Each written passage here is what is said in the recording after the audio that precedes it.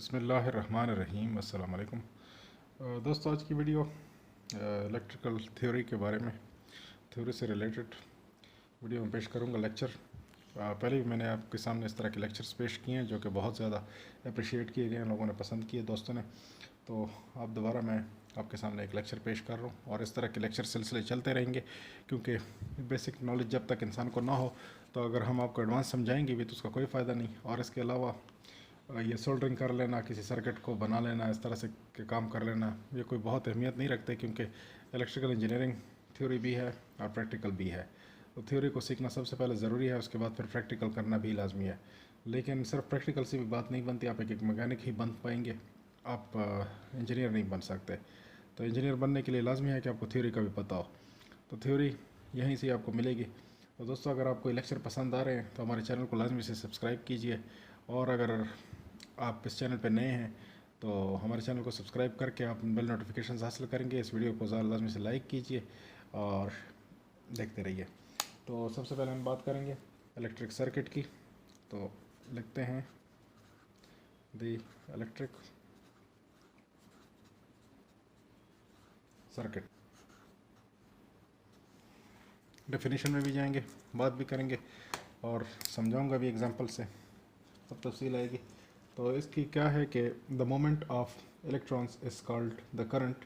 If this moment is through an external circuit it is of great importance. लिखते हैं electric current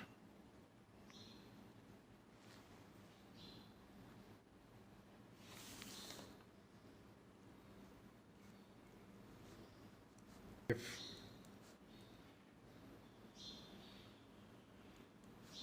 this moment is through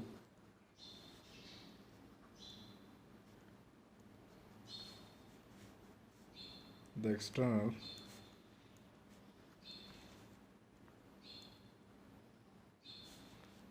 circuit,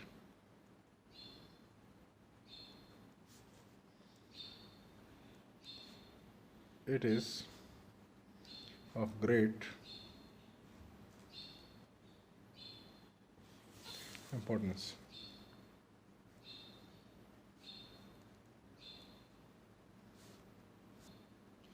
All electrical machines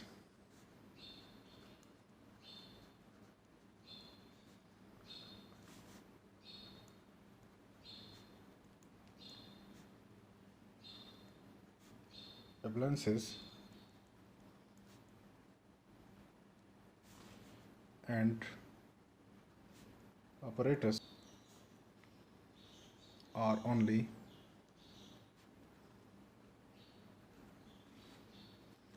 carrying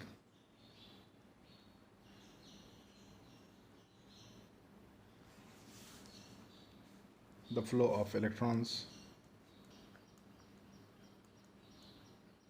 The current thus resulting is merely because of the voltage being impressed and the resistance, or say hindrance, in the flow of this current. Of the voltage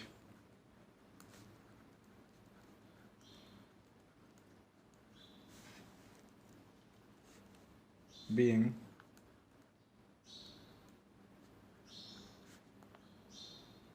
impressed and the resistance,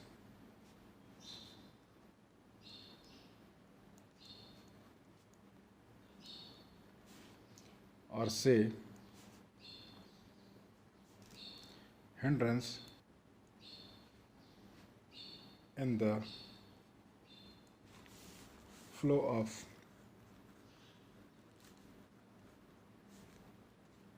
this current.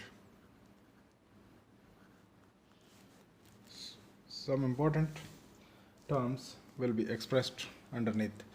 देखिए जी, ऐसे है कि ये सारा paragraph मैंने आपके सामने लिखा, आपके सामने है। इसका मतलब क्या होता है? इसका मतलब ये होता है कि जब आपके पास एक सर्किट होता है, उसमें कुछ कंपोनेंट्स होते हैं, जैसे कि मैं आपको अगर ड्राइंग की शक्ल में आपको समझाने की कोशिश करूं, एक आपके पास सोर्स होती है, ये आपके पास सोर्स है प्लस माइनस, अगर डीसी की सूरत में हम बात करें सर्किट की, ये सोर्स है जो कि वोल्टेज पैदा करती है।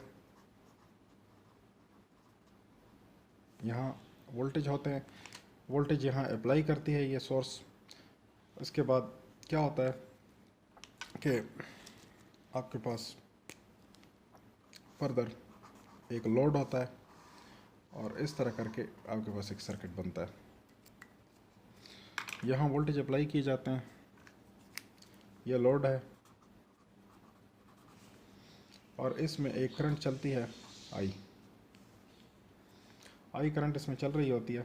यहाँ वोल्टेज है, यहाँ लोड है, ये रेजिस्टेंस है आर, रुकावट, और इधर एक करंट चलती है आई।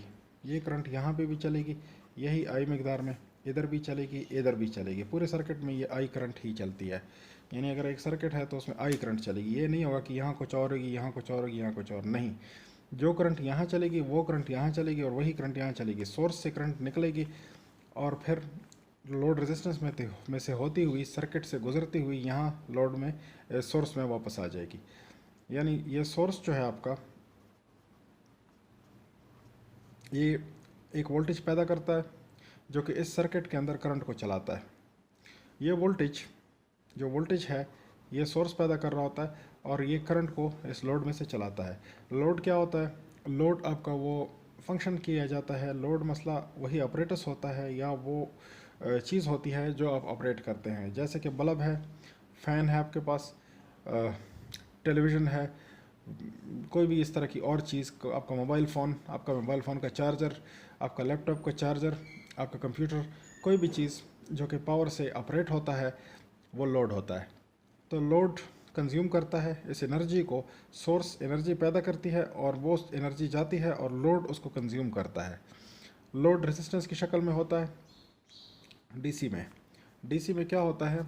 डीसी के अंदर रेजिस्टेंस होती है और एसी सर्किट में तीन चीज़ें होती हैं, रेजिस्टेंस, इंडक्टेंस और कैपेसिटेंस। तो ये तीन चीज़ें होती हैं। एल से ज़ाहिर किया जाता है इंडक्टेंस, सी से ज़ाहिर होता है कैपेसिटेंस, आर से ज़ाहिर होता है रेजिस्टेंस। ये एसी सर्किट में होता है, जबकि डीसी में सिर्फ एक रेजिस्टेंस ही होती है आपके पास। अच्छा, इसके बाद ये होता है कि रेजिस्टेंस में जो पावर होती है वो डिसिपेट होती है आई स्क्वायर आर के हिसाब से। अब हम फार्मूले की तरफ जा रहे हैं, I square R. I square R क्या होता है? करंट का स्क्वायर मल्टीप्लाइड बाय रेजिस्टेंस। यानी ये जो यहाँ पे करंट चलेगा इसको अगर आप स्क्वायर कर देंगे और आर के साथ, यानी यहाँ पे जो लोड डिसिपेट होगा, जो पावर डिसिपेट होगी, वो अगर आप इस करंट का स्क्वायर ले लेंगे और उसको इस रेजिस्टेंस के साथ मल्टीप्लाई कर देंगे तो इतने टाइम्स, यानी आई स्क्वायर टाइम आर जो है वो आपके पास आ जाएंगे वाट्स। ये पावर यहाँ डिसिपेट होगी। अगर ये बल्ब है, ये कोई भी आपका ऑपरेटस है, इसमें जितनी रेजिस्टेंस होगी उसको मल्टीप्लाई करेंगे इसके करंट के स्क्वायर के साथ। जितना करंट ये ले रहा है उसका स्क्वायर, यानी आई इंटू आई। इसका मतलब ये होता है आई ज़रब आई ज़रब आर, इतने वाट्स ये बनते हैं। तो ये इसका मतलब ये हुआ कि जो इलेक्ट्रॉन्स, जो सोर्स है वो इलेक्ट्रॉन्स पैदा करती है। वो आप सोर्स आपकी बैटरी भी हो सकती है, सोर्स आपका जनरेटर भी हो सकता है, सोर्स आपका कुछ भी ऐसी चीज़ जो कि पावर पैदा करे, वो इस सर्किट में से करंट को गुजारेगी। यहाँ पे ये करंट आएगी तारों के ज़रिए, इलेक्ट्रिक वायर्स के ज़रिए। वायर्स की भी अपनी एक रेजिस्टेंस होती है, वो आगे डिस्कस होगी। और इसके बारे में बहुत सारी रेजिस्टेंस एक ठीक ठाक किस्म का सब्जेक्ट है। रेजिस्टेंस पे बहुत ठीक ठाक हम बात करेंगे, कैलकुलेशंस भी करेंगे आगे। अब मज़ीद वीडियोस में इसके कैलकुलेशंस भी आएंगी, फार्मूला भी प्रूव करेंगे, सब कुछ होगा। बहुत ठीक ठाक किस्म का काम इस पे करेंगे। लेकिन सबसे पहले ये टर्म्स समझने वाली हैं कि जैसे कि आपने इलेक्ट्रिक सर्किट को समझ लिया। इलेक्ट्रिक सर्किट क्या होता है? ऐसा एक क्लोज पाथ होता है, एक लूप होता है कि जिसमें करंट गुजर सके। यानी उसमें क्या है कि सोर्स पावर पैदा कर रही है, करंट पैदा कर रही है, वोल्टेज पैदा करती है और वो वोल्टेज करंट को गुजारती है। इस सर्किट के अंदर करंट गुजर रहा होता है, एक आई है एक वी है। यानी आपके पास दो चीज़ें हो गई, एक वी और एक आई। वी जो है वो वोल्टेज है और आई जो है वो करंट है। अक्सर लोग कहते हैं, आजकल तो ये नॉलेज आम हो चुका है कि कितना करंट ले रहा है। पहले लोग कहते थे इतने वोल्ट करंट है। ये वोल्ट करंट नहीं होता, वोल्ट पोटेंशियल डिफरेंस होता है, ये पीडी होता है। आगे हम पढ़ेंगे इसको, पीडी को भी, पोटेंशियल डिफरेंस को भी।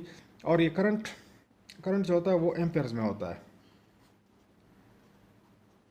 एम्पेयर्स। एम्पेयर्स जो हैं वो ताकत होती है कि जो इस सर्किट में से गुजर रही होती है। वो फोर्स, वोल्टेज वो फोर्स है कि जो इस आई को गुजारती है। और आई आपके एम्पेयर्स जो हैं ये वो चीज़ होती है कि जो इस लोड में से गुजर के डिसिपेशन करती है। यानी मसला ये लोड जो इस्तेमाल करता है वो आई को इस्तेमाल करता है, वी को नहीं इस्तेमाल करता। क्योंकि यहाँ जिक्र किस चीज़ का है? आई स्क्वायर आर का है।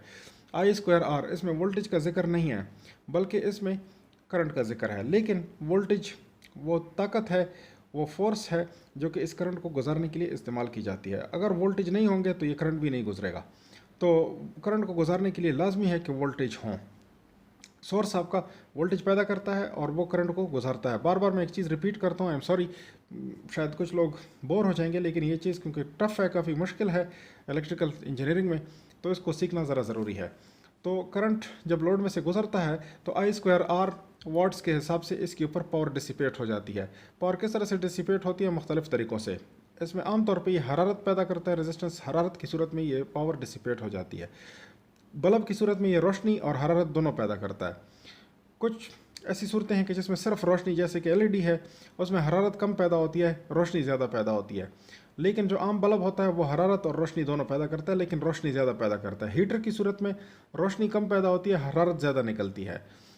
पंखे की सूरत में आपकी इलेक्ट्रिकल एनर्जी जो है वो मैकेनिकल एनर्जी में कन्वर्ट होती है, और वो आपको घुमाव की सूरत में, यानी पर जब घूमते हैं उसके, तो वो हवा को आगे धकेलती है, जिससे हम फ़ायदा लेते हैं। हवा को धकेल के कुछ थोड़ा सा ठंडक महसूस होती है उससे। तो ये चीज़ है आपका। फिर आगे आ जाती हैं और चीज़ें, मज़ीद चीज़ें आ जाती हैं। इलेक्ट्रिक मोटर हो गई, उसके बाद फिर एक इसका केमिकल इफ़ेक्ट भी है बिजली का, कि आप बिजली को इस्तेमाल करते हुए केमिकल इफ़ेक्ट, जैसे एक बैटरी आप चार्ज कर रहे हैं तो वो एक केमिकल इफ़ेक्ट है। तो उसको भी आगे कहीं किसी जगह स्टडी करेंगे कि बैटरी को कैसे चार्ज किया जाता है, किस तरह से बैटरी डिस्चार्ज होती है और किस तरह से वो एनर्जी स्टोर करती है। वो एक्चुअली केमिकल प्रोसेस के थ्रू बैटरी एनर्जी को स्टोर करती है। यानी उसमें केमिकल चेंज आता है, केमिकल चेंज हम लेके आते हैं, उसके थ्रू वो बैटरी पावर को स्टोर करती है। ऐसा नहीं कि वो सीधा सीधा यानी कैपेसिटर की तरह चार्ज नहीं होती। इंस्टेड वो बैटरी जो है वो एक जो आपका केमिकल इफेक्ट है वो उसमें होता है, और केमिकल एनर्जी के थ्रू बैटरी चार्ज को स्टोर करती है। तो ये बातें होंगी। मैंने अब आपको सर्किट के बारे में थोड़ा सा समझा दिया। आगे हम ईएमएफ की बात करेंगे, पोटेंशियल डिफरेंस की बात करेंगे, रेजिस्टेंस की मज़ीद बात करेंगे। रेजिस्टेंस को हमने बहुत मामूली सा भी देखा है, अभी रेजिस्टेंस के अंदर बहुत कुछ है देखने के लिए। इसके अपने पैरामीटर्स हैं, इसके अपने वैल्यूज़ होती हैं, कुछ चीज़ें हैं इसकी, वो हम देखेंगे आगे, फार्मूला प्रूव करेंगे इसके लिए, वोल्टेज, पोटेंशियल डिफरेंस और इसके अलावा ईएमएफ, इन चीज़ों को हम पढ़ेंगे। तो ये वीडियो काफ़ी लंबी हो जाएगी, तो इस वीडियो को यहीं पे इख्तिताम करते हैं। तो इसका नेक्स्ट पार्ट आपको ईएमएफ, पोटेंशियल डिफरेंस और करंट की सूरत में मज़ीद करंट पे कुछ बात करेंगे, और इस तरीके से हम वीडियोस को आगे बढ़ाएंगे। तो दोस्तों उम्मीद करते हैं कि लेक्चर वीडियो आपको पसंद आई होगी। लेक्चर वीडियो अगर आपको पसंद आई है तो इसको थम्स अप कीजिए, चैनल को सब्सक्राइब कर दीजिए, बेल आइकॉन दबा दीजिए, ऑल पे क्लिक कर लीजिए, ताकि आपको हमारे नोटिफिकेशंस मिलें देखने के लिए। शुक्रिया।